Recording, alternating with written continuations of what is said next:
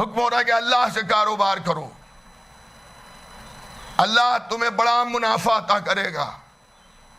اللہ سے کاروبار کس طرح سے کیا جائے گا؟ اللہ کی راہ میں خرچ کرو۔ جب سائل تمہارے دروازے پر سوال کے لیے ہاتھ پھیلاتا ہے تو گویا وہ ہاتھ سائل کا ہاتھ نہیں ہوتا بلکہ اللہ کا ہاتھ ہے۔ جو تم سائل کے ہاتھ میں رکھ رہے ہو، جو اسے دے رہے ہو، وہ تم اسے نہیں دے رہے ہو بلکہ اللہ کو دے رہے ہو۔ اگر کسی انسان کے ساتھ تم عمل خیر انجام دے رہے ہو تو یاد رکھنا اللہ تمہیں اجر بھی دے گا اور اسی کے ساتھ ساتھ تمہاری جان کی حفاظت بھی کرے گا۔ میں ایک پیغام اس مجلس کے ذریعے جناب سید علی حسین صاحب کے 40ویں کی مجلس میں اپنے نوجوانوں کی خدمت میں ایک پیغام دینا چاہتا ہوں کہ آج ہم اچھی زندگی بسر کرنے کے لیے، صحت یاب رہنے کے لیے، صحت و سلامتی زندگی کے لیے بہت کچھ کرتے ہیں۔ ہم نے پوری زندگی محنت کر کے جو کچھ بچایا، خدا نہ کرے اگر ہم بیمار ہو گئے تو ہم نے بے دھڑک سب کچھ اپنی صحت کے اوپر، اپنی زندگی کے لیے خرچ کر دیا۔ جو ہم نے برسوں میں جمع کیا تھا، ایک چھوٹی سی بیماری، ایک چھوٹے سے مدت کے اندر 2، 4، 10، 15، 20، ایک مہینے کے اندر وہ سب جمع ہوئی رقم ہماری خرچ کرا دیتی ہے۔ یہ سب جو ہم خرچ کرتے ہیں اپنی زندگی کے لیے کرتے ہیں، لیکن اگر ہم شریعت کے بتائے ہوئے قانون پر چلیں اور اس کے بتائے ہوئے راستوں پر چلیں تو پیسے میں بھی برکت ہوگی اور عمر میں بھی اضافہ ہوگا۔ اللہ کی راہ میں خرچ کرنا، صدقہ خیرات دینا، یہ جو ہے انسان کی دولت میں بھی اضافہ کرتا ہے اور انسان کی عمر میں بھی اضافہ کرتا ہے۔ حضور ختمی مرتبہ محمد مصطفیٰ صلی اللہ علیہ وآلہ وسلم، ایک اور صلوات بھیج دیجئے گا محمد و آل محمد پر۔ مدینے میں تشریف فرما تھے، کسی کار ضروری کے لیے صبح نکلے گھر سے باہر، ایک یہودی ملا، اس نے نبی کو سلام کیا، مگر سلام جو اسلامی سلام ہے سلامتی کی دعا، لیکن اس نے جو سلام کیا اس میں نبی کو بد دعا دی، ان کے مر جانے کی بد دعا دی یہودی نے۔ نبی نے اس کے جملوں کو اسی طرح سے واپس کر دیا، جو اس نے کہا تھا وہی نبی نے اسے پلٹا دیا۔ وہ ہنستا ہوا چلا گیا، لکڑہارا تھا، وہ لکڑی کاٹنے والا۔ اصحاب نبی ساتھ میں تھے، سب کو بڑا جلال آیا اور غیظ آیا، تو نبی نے کہا کہ گھبراؤ نہیں، یہ آج رات تک مر جائے گا۔ کب تک؟ آج رات تک یہ مر جائے گا۔ تو صحابہ نے سوچا کہ نبی نے فرمایا ہے، جو نبی کہہ دیں وہ ہو جائے گا، تو اب تو اسے مر جانا چاہیے۔ علامہ مجلسی اس واقعے کو تحریر فرماتے ہیں کہ صحابہ انتظار میں رہے کہ رات تک نبی نے کہا ہے کہ مر جائے گا، تو رات تک اسے مرنا ہی ہے۔ لیکن جب رات قریب آنے لگی اور سورج غروب کے قریب پہنچا تو دیکھا کہ جس راستے سے واپس آتا تھا اس راستے سے اسی طرح سے وہ ٹہلتا ہوا واپس آ رہا ہے، اور جنگل سے جو لکڑیاں اس نے کاٹی ہیں انہیں اپنے سر پر رکھے ہوئے اطمینان سے چلا آ رہا ہے۔ صحابہ کو بڑا تعجب ہوا کہ نبی نے کہا تھا آج رات یہ زندہ نہیں آئے گا، مردہ آئے گا، یہ تو یوں ہی زندہ ٹہلتا ہوا آ رہا ہے۔ لوگوں نے نبی کریم سے آ کے کہا اللہ کے نبی جس کے لیے آپ نے فرمایا تھا آج رات تک یہ مر جائے گا، وہ تو یوں ہی ٹہلتا ہوا چلتا ہوا پھرتا ہوا خوش حال چلا آ رہا ہے. نبی نے ارشاد فرمایا وہ اپنے سر پر جو لکڑیوں کا گٹھر رکھ کے لا رہا ہے اس کو اترواؤ اور اسے کھلواؤ جب لکڑی پھنسی ہوئی ہے،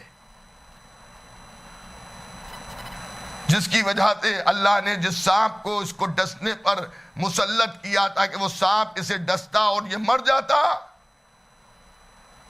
اس سانپ کے منہ میں لکڑی پھنس گئی، وہ ڈس نہیں سکا اس لیے بچ گیا.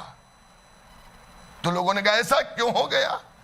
کہا اس کی وجہ یہ ہے کہ جب یہ لکڑیاں کاٹنے گیا تھا اور دوپہر میں کھانا کھانے کے لیے اس نے اپنا ٹفن کھولا، کھانا کو کھانے کے لیے بیٹھا تو اس کے ٹفن میں 2 روٹیاں تھیں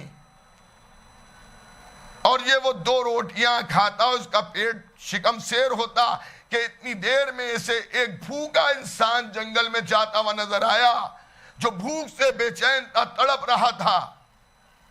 اس نے اس شخص کو بلایا اور بلانے کے بعد 1 روٹی خود کھائی اور 1 روٹی اس بھوکے انسان کو کھلا دی. تو اللہ نے اس کی عمر میں اضافہ کر دیا.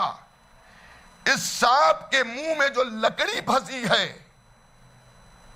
وہ لکڑی نہیں بلکہ اس کے دیے ہوئے صدقے کا اجر ہے کہ جو لکڑی کی شکل میں سانپ کے منہ میں آ کے اٹک گیا کہ جس سے سانپ اسے ڈس نہ سکا.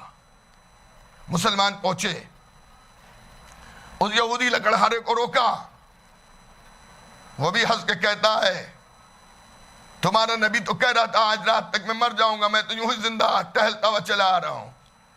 کہاں میرے نبی نے کچھ بتایا، مر تو جاتا لیکن تو نے جنگل میں جب کھانے کے لیے تو بیٹھا ہے اور تو نے اپنا ٹفن کھولا ہے تو اس کے اندر 2 روٹیاں تھیں. اب وہ چونکا کہ یہ تو مجھے معلوم ہے، میرے گھر والوں کو معلوم ہے میں کتنا ٹفن لے کے چلا ہوں، اسے کیسے معلوم ہو گیا، انہیں کیسے پتہ چل گیا؟ مسلمانوں کا میرا نبی غیب کی باتوں کو بھی جانتا ہے. سن، تو کھانا کھا نہیں چاہ رہا تھا کہ تیری نظر ایک بھوکے مسافر انسان پر پڑی اور تو نے ان 2 روٹیوں میں سے 1 روٹی اسے کھلا دی. کہاں صحیح کہتے ہو کہ میں نے 1 روٹی اسے کھلا دی. کہ مر تو جاتا، اللہ نے تیری عمر کو اس 1 روٹی جو تو نے ایک انسان کی مدد کی اس کے اجر میں بڑھا دی.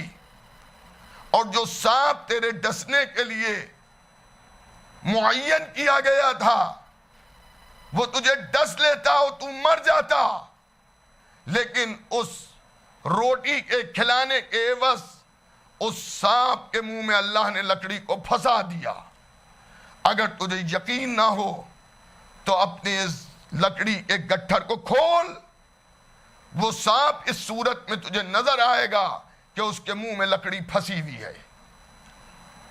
اس نے فوراً لکڑی اتاری، گٹر کھولا تو جس طرح سے نبی نے فرمایا تھا اسی انداز میں وہ سانپ نظر آیا.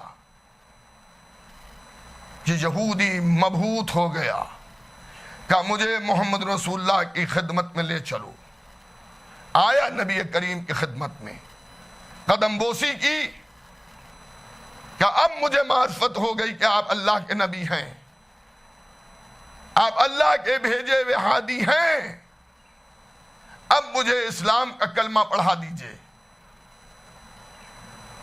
نبی کریم نے اسے اسلام کا کلمہ پڑھایا، وہ مسلمان ہو گیا. اب آپ نے دیکھا کہ کسی بھوکے انسان کی مدد کرنے سے کیا کیا فائدے ہوئے. ہو سکتا ہے آپ یہ سمجھ رہے ہوں کہ اس کا فائدہ یہ ہوا کہ اس کی جان بچ گئی. نہیں، جان تو بچی اس کی، ورنہ وہ سانپ اسے ڈس لیتا. لیکن 1 روٹی اس نے کسی غریب انسان کو کھلائی تو اس کی جان بھی بچی اور اس کا ایمان بھی مکمل ہوا. ورنہ جان بچ جائے خالی اور مرنے کے بعد انسان کو جہنم ملے تو اس سے کیا فائدہ. لیکن جان بھی بچائی اور جان کے ساتھ ساتھ اسے کلمہ محمدیت پڑھنے کا اللہ نے کلمہ محمدیت پڑھنے کی توفیق بھی دی.